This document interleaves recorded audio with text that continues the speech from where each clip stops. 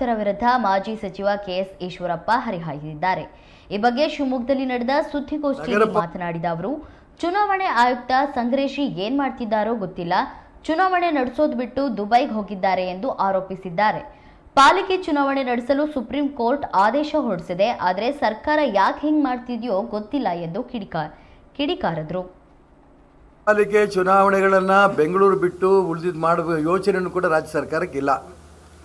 ಚುನಾಯಿತ ಪ್ರತಿನಿಧಿಗಳು ಬಂದರೆ ಅವ್ರಿಗೇನೇನು ಸೌಲಭ್ಯಗಳು ಕೊಡಬೇಕು, ಸಾಮಾನ್ಯ ಜನಕ್ಕೆ ಸೌಲಭ್ಯ ಕೊಡ್ತಾರೆ ಅಂತ ಗೊತ್ತಿದ್ರೂ ಕೂಡ ಇದು ಪ್ರಜಾಪ್ರಭುತ್ವಕ್ಕೆ ಮಾರಕವಾದ ಸರ್ಕಾರ. ಇದು ಯಾವ ಅಧಿಕಾರಿಗಳ ಕೈಯಲ್ಲೇ ಆಡಳಿತ ನಡೆಸಬೇಕು ಹೇಳೋದು ಪ್ರತಿದಿನ ಪ್ರಜಾಪ್ರಭುತ್ವ ಅಂತ ಹೇಳ್ತಾರೆ, ಸಂವಿಧಾನ ಅಂತ ಹೇಳ್ತಾರೆ, ಎಲ್ಲ ಪದಗಳು ಬಳಸ್ತಾರೆ. ಆದರೆ ಇವ್ರ ನಡವಳಿಕೆ ಸಂವಿಧಾನವೂ ಇಲ್ಲ, ಪ್ರಜಾಪ್ರಭುತ್ವವೂ ಇಲ್ಲ.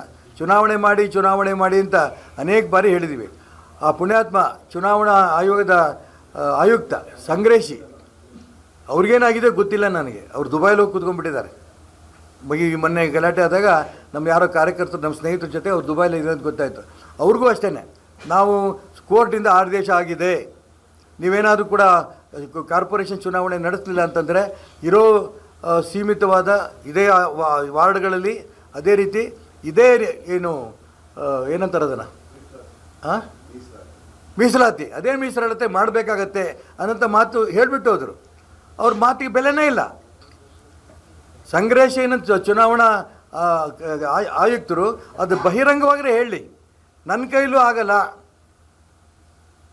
ಇನ್ನು ಕೋರ್ಟ್ಗೆ ಹೋಗೋದ್ರೆ ಬಿಟ್ಟರೆ ದಾರಿ ಇಲ್ಲ, ರಾಜ್ಯ ಸರ್ಕಾರ ಇದಕ್ಕೆ ಗಮನ ಕೊಡೋಕ್ಕೆ ಆಗ್ತಾ ಇಲ್ಲ, ನಾನು ನಿಸ್ಸಹಾಯಕ ಹೇಳಿ. ಅವರು ಇಂಥ ಚುನಾವಣಾ ಆಯುಕ್ತರು ನಾವು ನೋಡಿರಲಿಲ್ಲ. ಚುನಾವಣೆ ನಡೆಸಬೇಕು ಅನ್ನೋಂಥ ಆಸಕ್ತಿ ಇಲ್ಲದೇ ಇರೋಂಥ ಇಂಥ ಸರ್ಕಾರವೂ ರಾಜ್ಯದಲ್ಲಿ ನಾವು ನೋಡಿರಲಿಲ್ಲ. ಅದೇ ಕಾರಣಕ್ಕೆ ನಾವು ರಾಷ್ಟ್ರಭಕ್ತ ಬಳಗದಿಂದ ಶಿವಮೊಗ್ಗ ಕಾರ್ಪೊರೇಷನ್ನಲ್ಲಿ ಚುನಾವಣೆ ನಡೆಸಲೇಬೇಕು ಅಂತೇಳಿ ಈಗಾಗಲೇ ಕೋರ್ಟಿಗೆ ಹೋಗಿದ್ದೀವಿ.